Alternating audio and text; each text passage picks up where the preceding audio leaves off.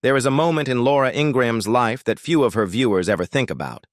The moment when the cameras switch off, the studio lights fade, and the woman known for her sharp political commentary steps back into a quiet home where only her children are waiting. Behind the confidence and toughness the public sees, Laura carries a story shaped by loneliness, illness, and the silent resolve of a woman who built a family entirely on her own terms. Long before she held a prime-time audience, she held the hands of 3 children born thousands of miles away, each of them carrying their own scars of loss.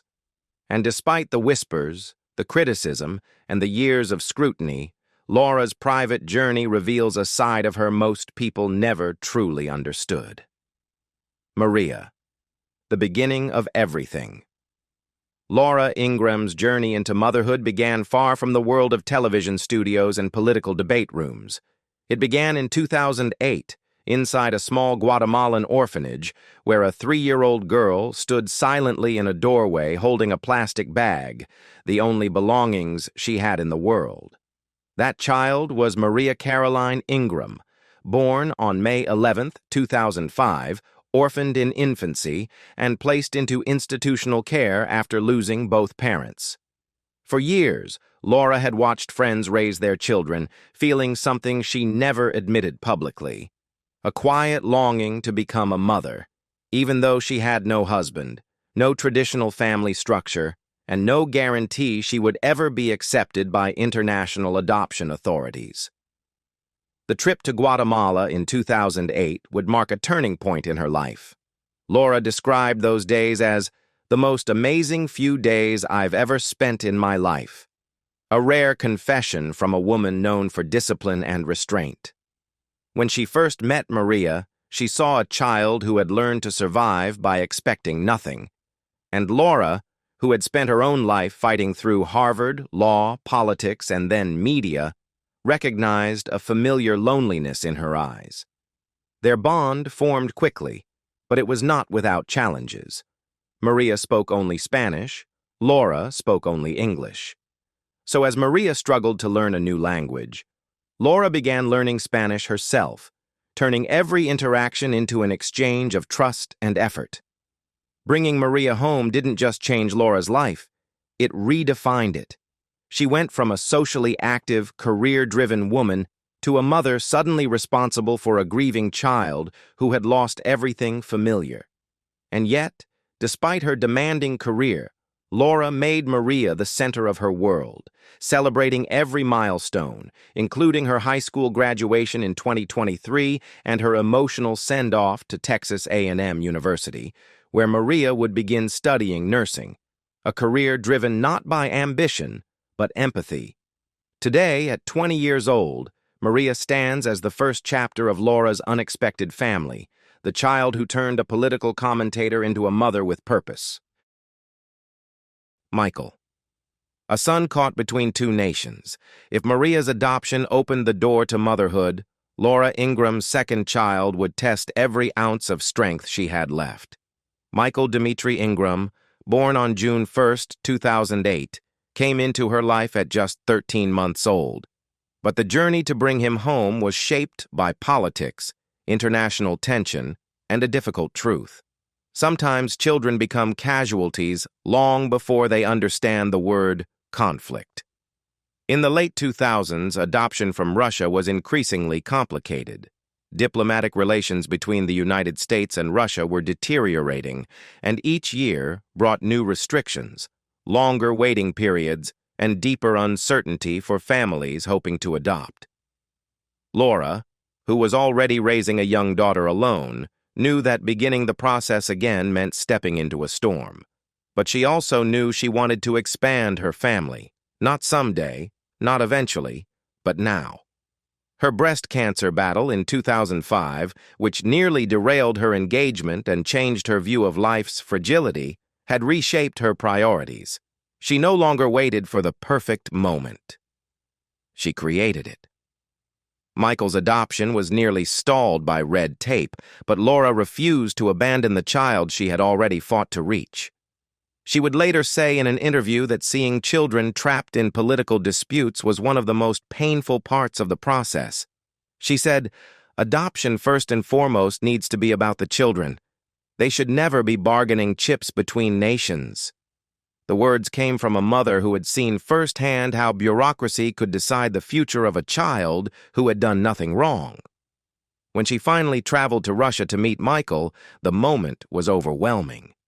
She described holding him as one of the most emotional moments of my life, a quiet acknowledgement of how far she had come, from a cancer patient facing surgery to a single mother crossing oceans to bring home a child who needed her. As he grew, Michael developed a reputation for being energetic, curious, and warm-hearted, the opposite of the cold political climate that once threatened to keep him from finding a home. By 2025, at 17 years old, he was attending high school in McLean, Virginia, protected from the public eye by a mother who insisted her children deserved privacy, normalcy, and stability. For Laura, Michael became a reminder that motherhood was not about convention. It was about commitment, especially when the world made things difficult.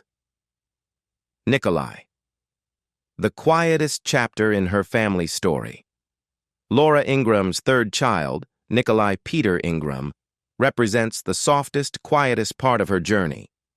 A chapter defined not by dramatic revelations or public statements, but by the private resilience of a mother who chose love over convention for the third time in just 3 years.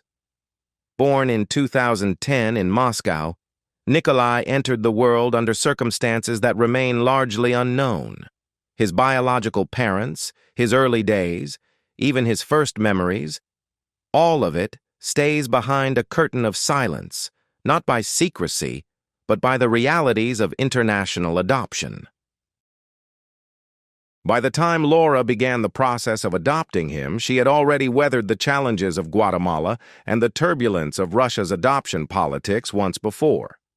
Yet 2011 was one of the final years Americans could still adopt from Russia before the total ban that would come soon after.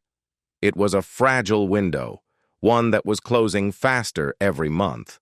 Many would have stepped back, worried about instability, paperwork, and emotional strain. Laura stepped forward. At just 1 year old, Nikolai was the smallest of her 3 children, and the one who required the most protection. Bringing him into a home already adjusting to 2 siblings from different countries and backgrounds meant reshaping the entire balance of the household. But Laura's determination never wavered. She spoke openly about how single women often faced more scrutiny in international adoption, with agencies and governments preferring traditional 2-parent homes. Yet she pushed through every interview, every inspection, every demand for proof that she could raise 3 children alone. And she proved it. Throughout his childhood, Nikolai grew under the shield of near-total privacy. Unlike Maria's milestones or Michael's energetic school life, little is publicly known about his personal interests, beyond Laura once mentioning that he enjoys swimming. That emotional distance from the spotlight was intentional. She wanted Nikolai, now 15 years old in 2025, to grow without the noise that follows her career, without commentary, without analysis, and without strangers forming opinions about a child who never chose fame. For Laura, Nikolai symbolizes something essential: that family is not defined by ease or circumstance, but by the willingness to love again, even when life has already demanded so much from you. And in that quiet, understated bond, their story found a deeper kind of strength. Love, loss, and the life she never lived. While Laura Ingraham's story as a mother is often told with pride and resolve, her personal life behind the scenes reveals a quieter, more painful reality. One where love slipped through her fingers more than once, shaping the woman she eventually became. Long before she adopted her children, Laura's relationships were followed closely by the media, not because of scandal, but because they never led to the ending everyone expected. Despite her traditional views on family, she never married, and that absence would influence everything that came later. Her most public turning point came in 2005, when she was engaged to Washington businessman James V. Reyes. The engagement appeared to mark a new chapter. Friends believed she had finally found stability, and Laura herself spoke warmly about the future. But before wedding plans could unfold, she went for what she thought would be a routine physical exam, and doctors found a lump. The diagnosis: an aggressive form of invasive ductal carcinoma. At 41 years old, Laura suddenly found herself stepping away from marriage plans and into a battle for her life. The engagement quietly dissolved during her surgeries and 6 weeks of chemotherapy, followed by radiation that lasted into October 2005. Laura later described the experience as both awful and glorious, a time that brought immense pain but also profound clarity. She refused to call herself a survivor, preferring the word thriver, insisting that cancer didn't happen to her. It reshaped her. It is impossible to understand Laura's later choices without understanding this moment. Cancer didn't just take away a relationship. It redrew the map of her life, teaching her that waiting for the traditional path could mean waiting too long. Before Reyes, she had been linked romantically to figures like Dinesh D'Souza, Robert Torricelli, Keith Olbermann, and even George Conway, though none of these relationships turned into commitments. Her critics mocked the pattern. Her supporters praised her independence. But the deeper truth is far more human. By the time she emerged from cancer treatment, Laura no longer believed that marriage was necessary to create a family. She stopped expecting her life to follow a script and instead wrote her own version, one where motherhood didn't require a wedding ring. And in that shift, her future children found the opening through which they would one day enter her life. The battle for children, her fight to keep adoption free from politics. The deeper Laura Ingraham stepped into motherhood, the more she realized that love alone was not enough to protect her children. International adoption, a process she believed should be grounded in compassion, was increasingly tangled in bureaucracy and political agendas. And by the time she brought home Michael and Nikolai, she had already witnessed the harsh reality. Children could become bargaining chips between nations, their futures suspended by decisions made far beyond their understanding. Laura never hesitated to speak publicly about this. On her radio show, in interviews, and even off-camera in private conversations, she repeated the same frustration. Children should never be used as bargaining chips by one nation against another. They're not commodities. These words were not political commentary. They were the raw truth of a woman who had lived through the consequences of diplomatic tension. The delays, the inspections, the interrogations, the endless paperwork. She had endured them all, not for herself, but for the children waiting on the other side of the world. Her most outspoken period came after Russia's 2013 ban on American adoptions, which shut the door for thousands of families.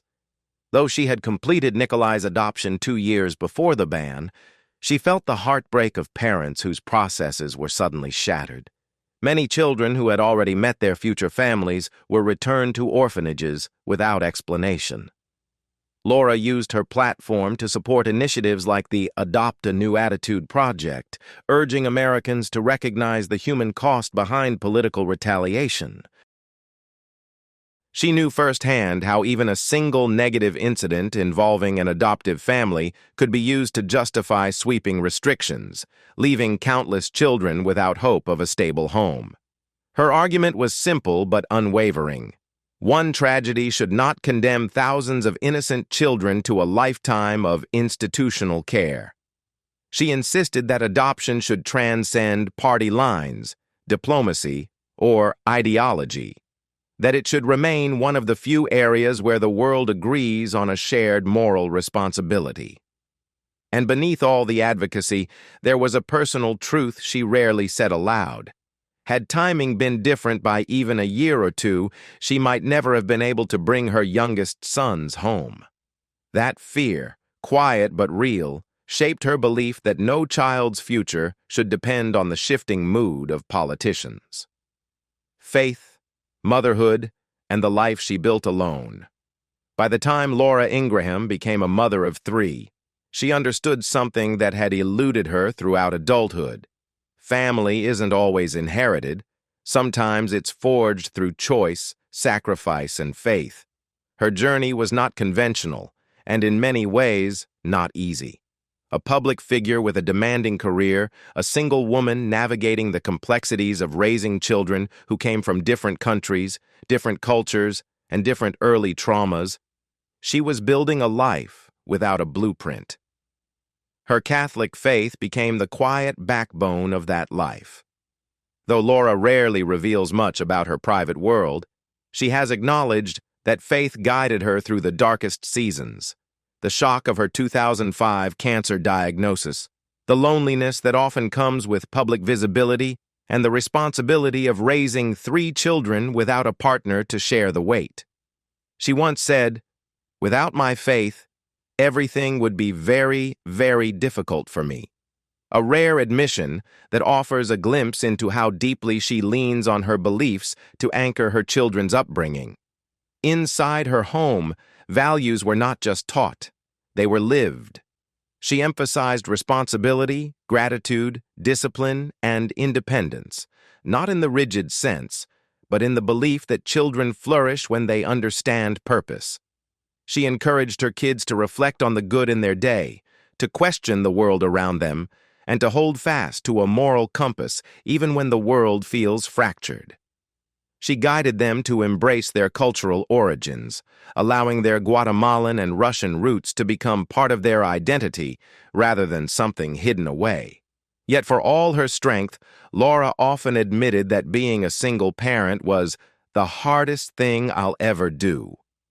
There were days when the weight of work, motherhood, and public judgment collided. But she refused to let entitlement replace effort or allow modern culture to raise her children for her. She shielded them from an increasingly chaotic world, protecting their privacy, their childhoods, and their sense of self. By 2025, Maria is 20, Michael is 17, and Nikolai is 15, each growing into lives shaped not by the circumstances of their birth, but by the home their mother built around them. And although Laura Ingraham remains one of the most recognizable voices in American media, her truest legacy lives in a family created not by tradition, but by love, resilience, and the courage to build a life entirely on her own. Now it's your turn. Do you think Laura's decision to raise 3 adopted children on her own was an act of courage, or simply the path she was meant to follow? Let me know your thoughts in the comments below, and don't forget to like and subscribe for more stories like this.